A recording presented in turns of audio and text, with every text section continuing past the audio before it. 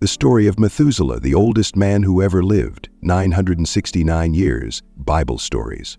Imagine a man who walked the earth for nearly 1,000 years. Sounds impossible? Well, think again. This is the extraordinary story of Methuselah, the longest-lived human being in recorded history, who survived for an astonishing 969 years. What makes this biblical account even more remarkable isn't just the incredible lifespan, it's the divine purpose behind those years. Hidden within Methuselah's story lies a prophetic countdown that would mark one of the most catastrophic events in human history, the Great Flood. After extensive research through ancient Hebrew texts, biblical commentaries, and scholarly works spanning centuries, I've uncovered fascinating details about this mysterious figure that most people have never heard. From the meaning of his name to the precise timing of his death, every aspect of Methuselah's life carries profound significance that modern scholars are still trying to fully comprehend. By the end of this video, you'll understand why Methuselah's 969 years weren't just a record-breaking milestone. They were a divine message of both mercy and warning that speaks directly to our time. You'll discover how his life bridges the gap between Adam and Noah, and why Jesus himself pointed to this era as a warning about the end times. Whether you're a believer seeking deeper biblical understanding or simply curious about one of history's most intriguing figures, this story will challenge everything you thought you knew about human longevity, divine patience, and the consequences of ignoring heavenly warnings. Part 1. The world before the flood. The flood. Picture a world vastly different from our own, a realm where the laws of nature themselves seem to follow different rules.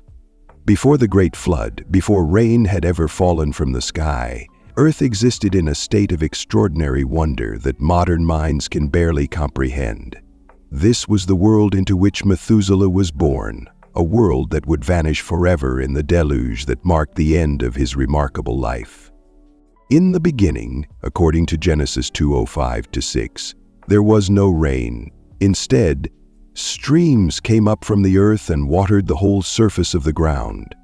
Imagine a planet enclosed in a crystalline canopy of water vapor, creating a greenhouse effect that nurtured life in ways we can only theorize about today. This unique atmospheric condition may explain why the antediluvian humans lived such extraordinarily long lives. The environment itself was perfectly suited to sustain human life far beyond what we now consider possible. But the physical environment wasn't the only thing that set this world apart. As civilization began to develop from Adam onwards, humanity achieved remarkable technological advances at an unprecedented pace. Genesis 4:20a-22 tells us that within just a few generations, people had already mastered animal husbandry, musical instruments, and metallurgy. Tubal-Cain, a seventh-generation descendant of Adam, was an instructor of every artificer in brass and iron. This wasn't a primitive world of cave dwellers. It was a rapidly advancing civilization where knowledge accumulated across centuries within single lifetimes. The landscape itself would have been unrecognizable to modern eyes. With no rain and no floods having yet carved the Earth's surface, the topography would have been dramatically different. The continents may have been one unified landmass, and the climate would have been uniformly temperate, protected by the vapor canopy above. It was in this environment that cities began to rise, as mentioned in Genesis 4:17, when Cain built the first city and named it after his son Enoch. But perhaps most startling of all were the inhabitants of this mysterious world. Genesis 6:04 speaks of the Nephilim, mighty beings who walked the earth in those days, the heroes of old, men of renown. Some scholars interpret these as the offspring of angels and humans, while others see them as powerful human rulers. Whatever their true nature, their presence added another layer of otherworldliness to this already extraordinary epoch. Yet beneath this surface of advancement and wonder, a darkness was growing. The same conditions that allowed for such remarkable development also seemed to nurture the worst aspects of human nature. Genesis 6:05 paints a grim picture. the Lord saw how great the wickedness of the human race had become on the earth, and that every inclination of the thoughts of the human heart was only evil all the time. This was the paradox of the pre-flood world, a time of unprecedented physical prosperity and spiritual corruption. As lifespans stretched across centuries, so too did the capacity for both knowledge and wickedness. Cities grew larger, technologies advanced, but the hearts of men grew darker. The extraordinary conditions that made such long life possible also allowed evil to flourish and compound across generations. The world was becoming unrecognizable to its creator. Genesis 6:6 tells us that the Lord regretted that he had made human beings on the earth, and his heart was deeply troubled. This statement, perhaps more than any other, reveals the depth of corruption that had taken root in this otherwise remarkable world. The very environment that had been designed to nurture humanity had become an incubator for unprecedented evil. It was into this world, this strange and wonderful yet increasingly corrupt realm, that Methuselah was born. His birth marked the beginning of a divine countdown, though none who witnessed it could have known the significance it would hold. As he grew, the world around him would continue its dual trajectory of advancement and decay, building toward a catastrophic culmination that would coincide precisely with the end of his extraordinary life.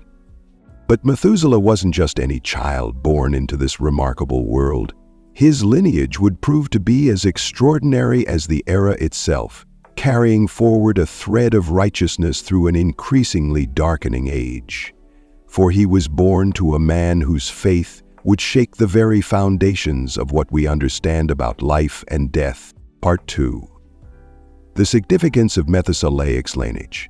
In the shadows of ancient history, a remarkable story unfolds, one that connects the first man who walked with God to the last righteous man before the great flood.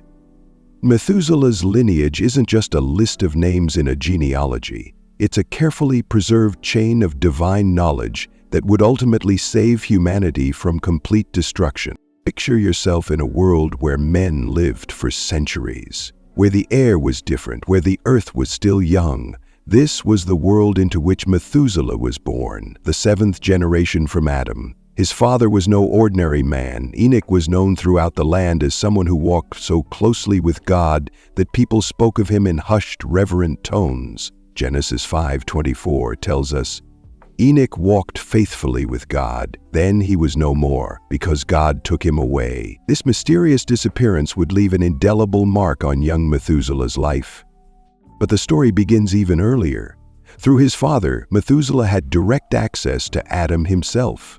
Imagine the scenes around evening fires, as Adam, who had walked with God in Eden, shared stories of the garden, of the fall, of the promise of redemption.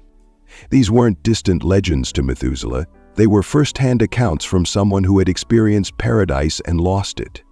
The weight of this knowledge, passed down through generations, rested heavily on Methuselah's shoulders. When Enoch named his son Methuselah, it wasn't a casual choice. In Hebrew, the name carries a prophetic weight. His death shall bring. This wasn't just a name. It was a timeline, a divine countdown. Enoch, guided by prophetic insight, knew that his son's life would mark the patience of God, that when Methuselah's breath ceased, the waters of judgment would begin to rise. The significance of Methuselah's position in history becomes even more apparent when we examine his role as a living bridge between two worlds.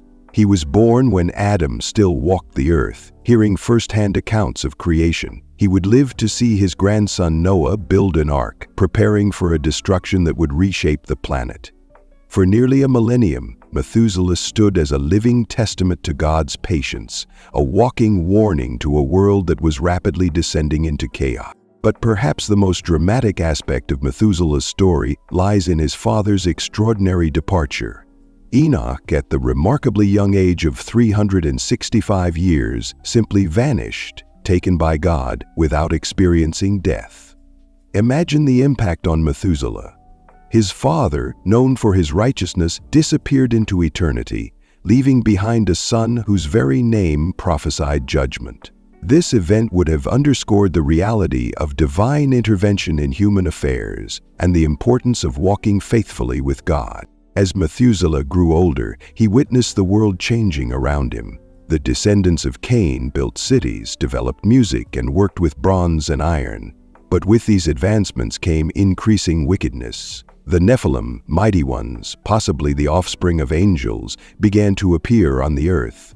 Violence increased, and the thoughts of men's hearts became continuously evil. Yet through it all, Methuselah preserved the knowledge of God, passing it down to his son Lamech, and ultimately to Noah. The climax of Methuselah's role in divine history came with the birth of his grandson Noah.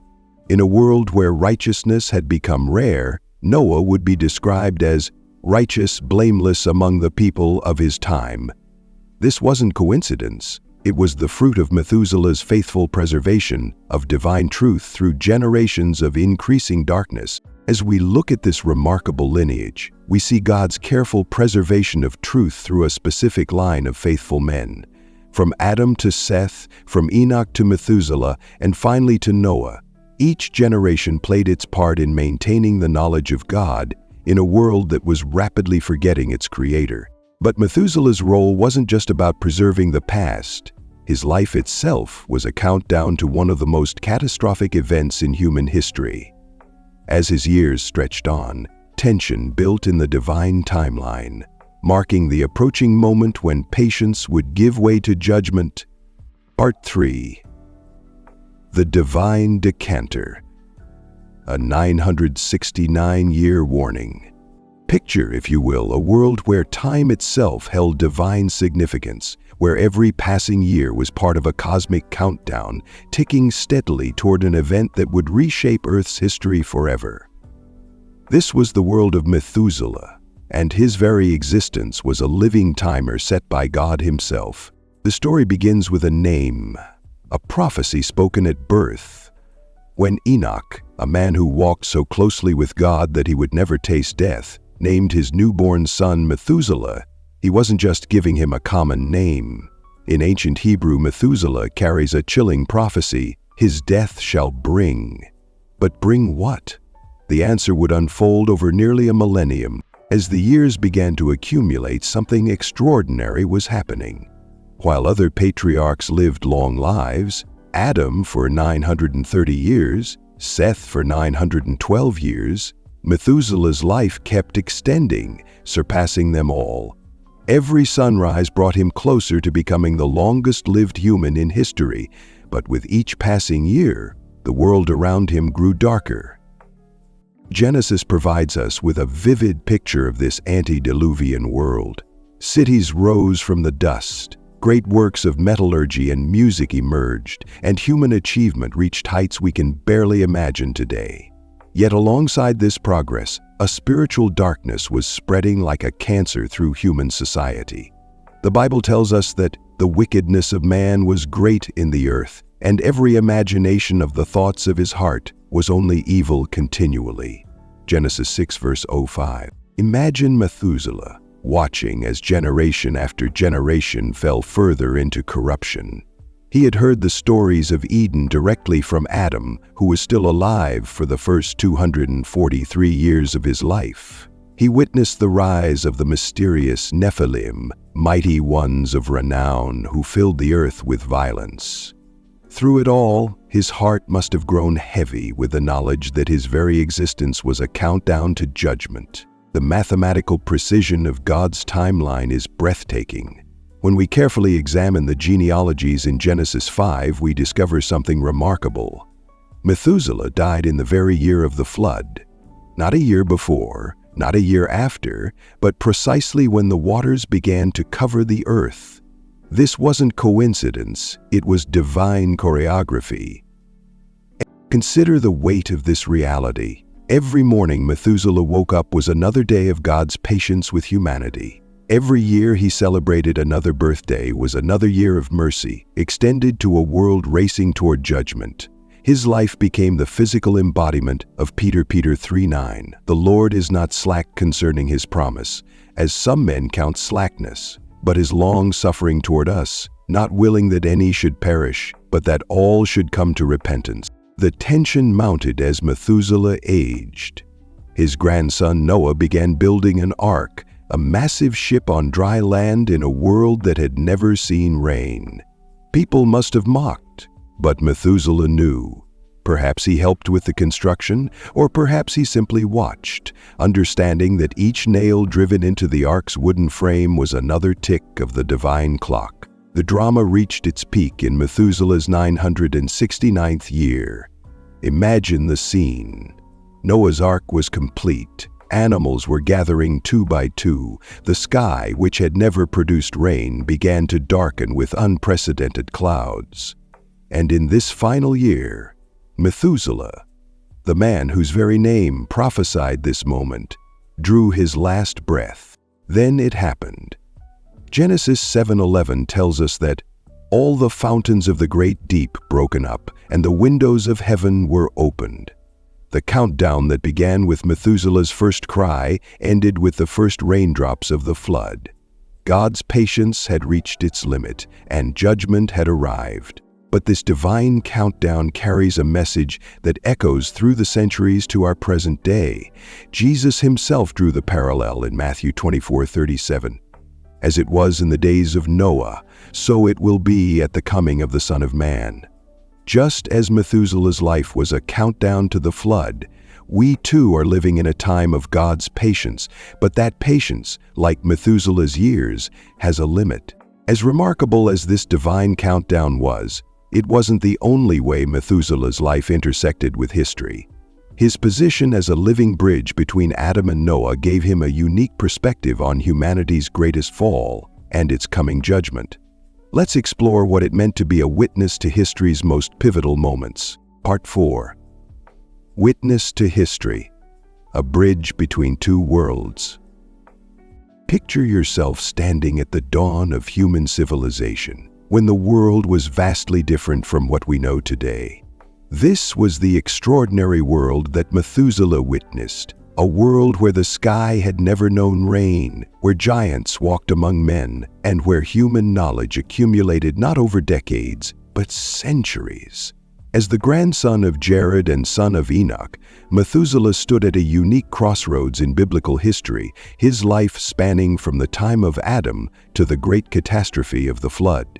When Methuselah was a young man, Adam, the first human created by God, was still alive. Genesis provides us with a remarkable chronological detail. Methuselah's life overlapped with Adam's by 243 years. Imagine the conversations they might have shared.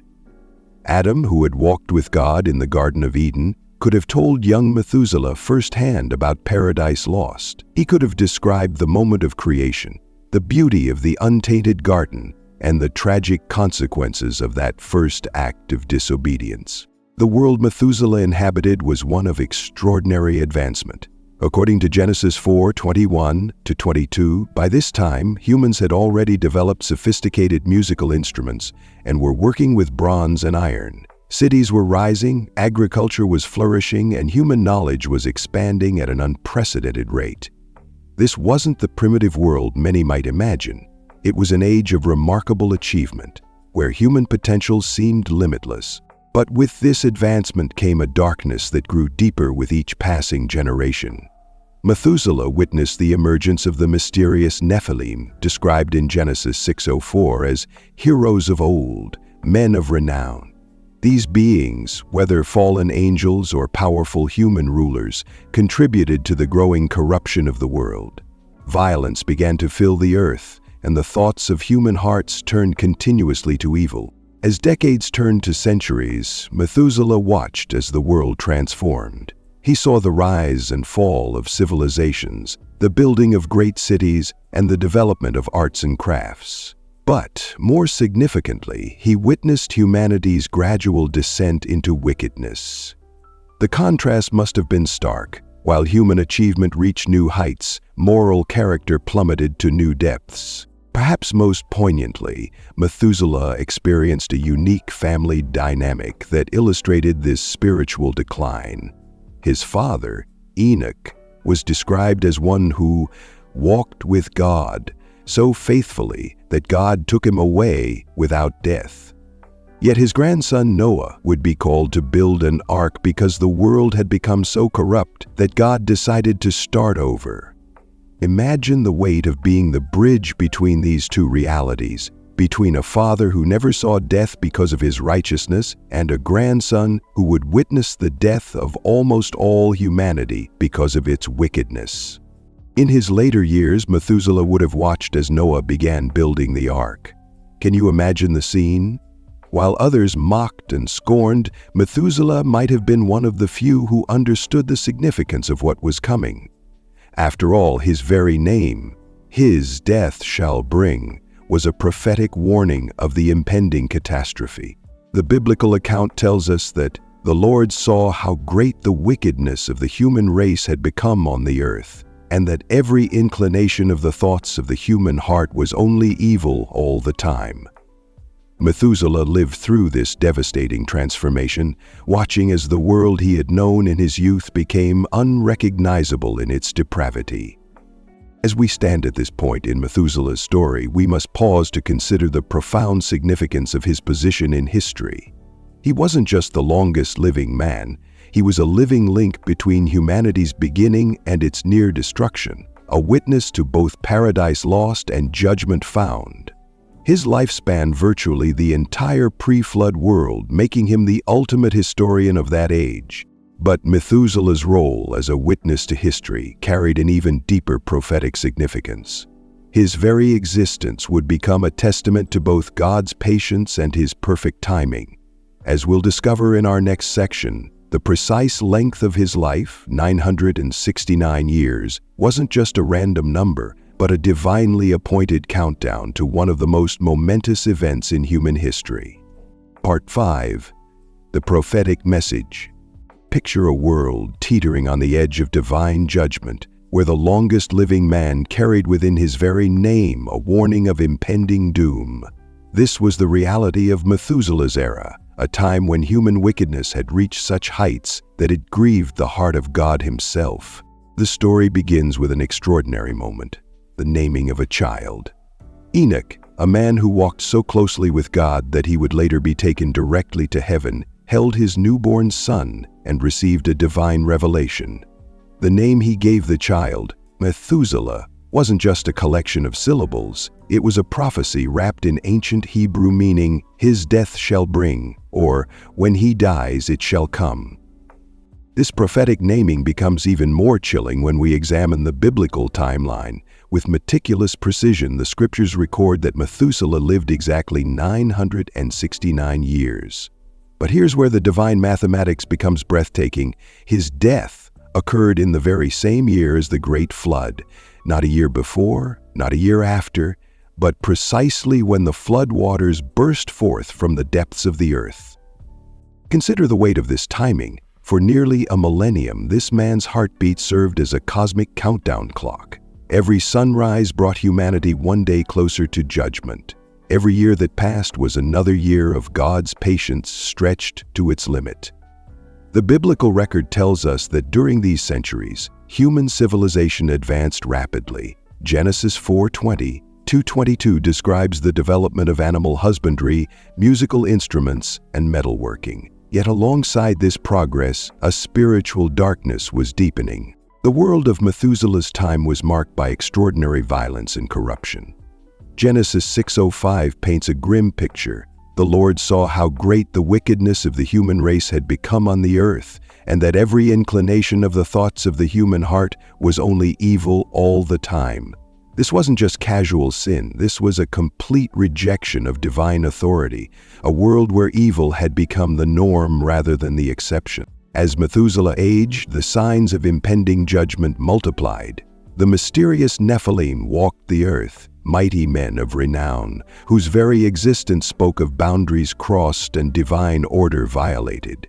Violence filled the earth like a rising tide, mirroring the literal flood that would soon sweep it all away. Yet through it all, Methuselah lived on, each breath a testament to God's extraordinary patience. But the prophetic significance of Methuselah's life extends far beyond his own time. Jesus himself drew a direct parallel between the days of Noah and the time before his second coming. In Matthew 24:37-39, he declared, "As it was in the days of Noah, so it will be at the coming of the Son of Man. For in the days before the flood people were eating and drinking, marrying and giving in marriage, up to the day Noah entered the ark, and they knew nothing about what would happen until the flood came and took them all away." This comparison sends shivers down the spine of anyone who understands its implications. Just as Methuselah's generation ignored the warning signs, pursuing pleasure and progress while dismissing the reality of coming judgment, so too would the final generation before Christ's return be caught unaware.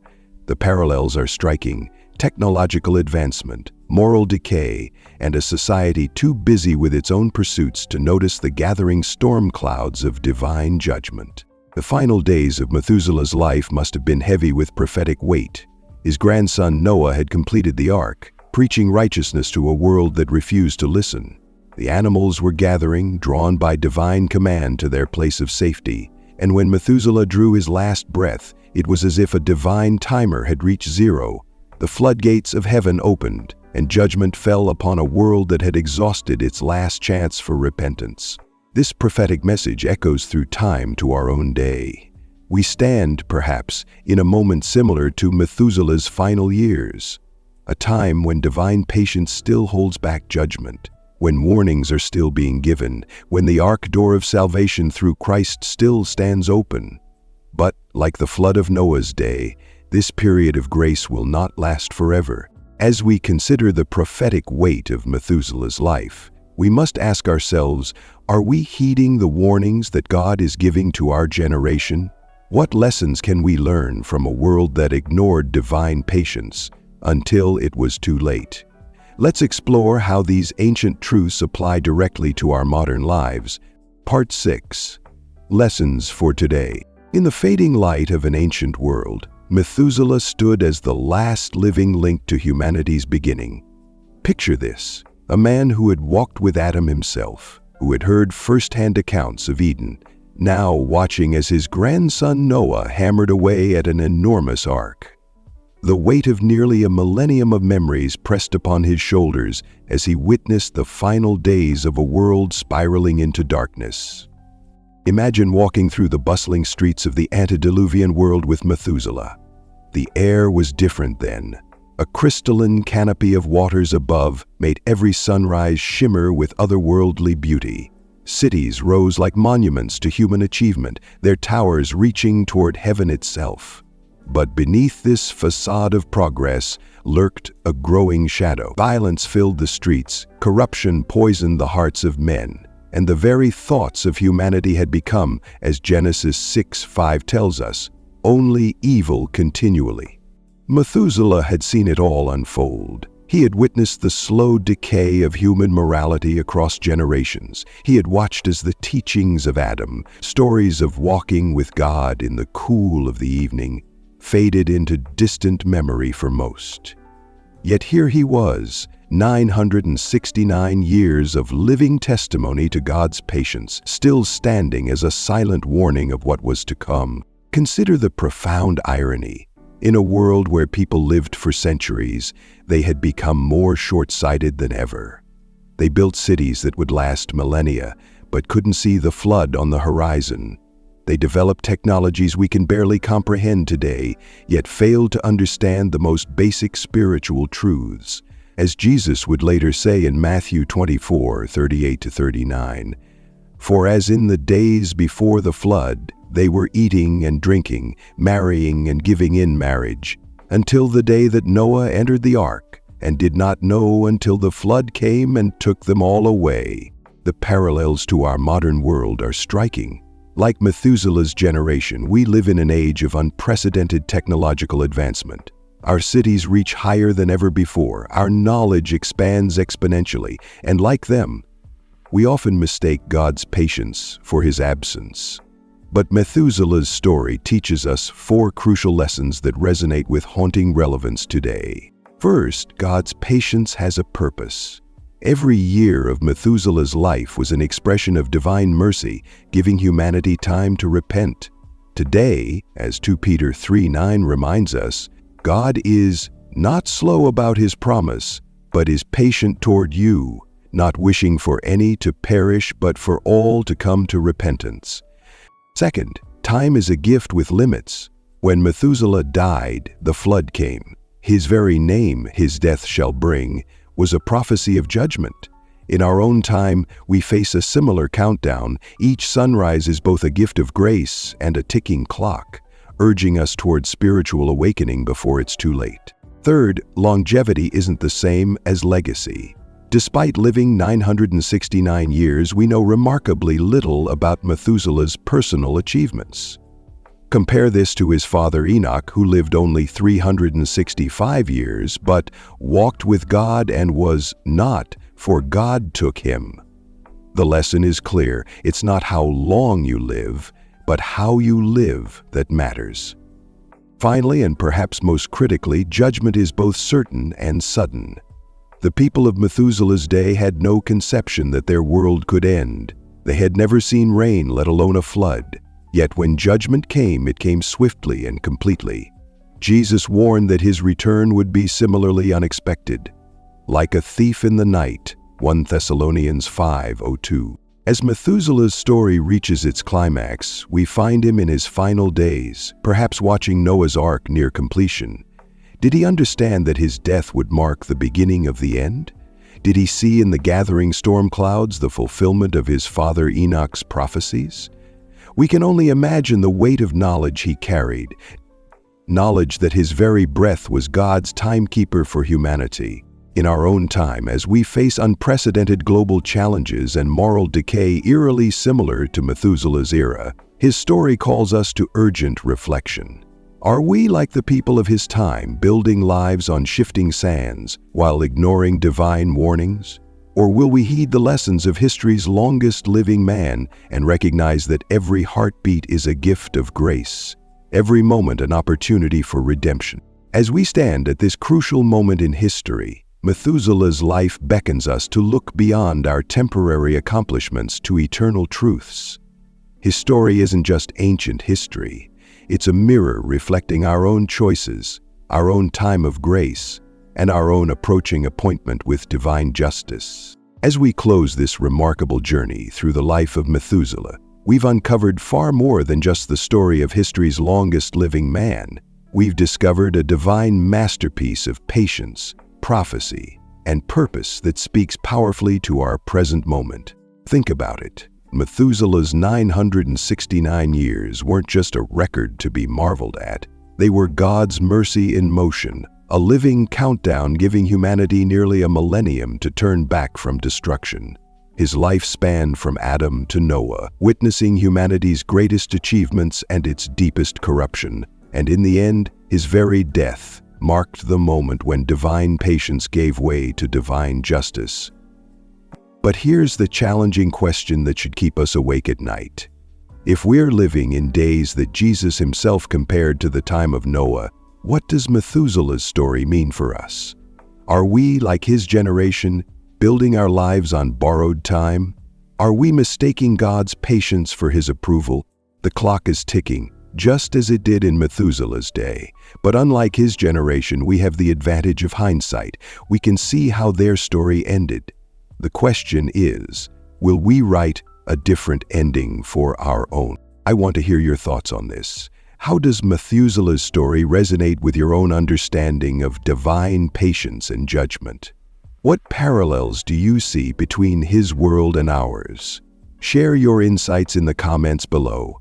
Your perspective might be exactly what someone else needs to hear. If this exploration of Methuselah's life has challenged or inspired you, there's more where this came from. Hit that subscribe button and join our community of seekers and believers as we continue to uncover the profound truths hidden in these ancient stories.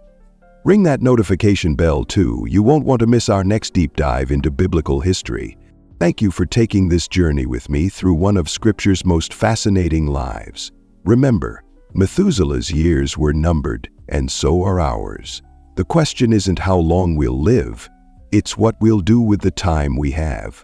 Until next time, this is Faith and Truth, reminding you that every moment is a gift, Every day is an opportunity, and it's never too late to change your story until it is.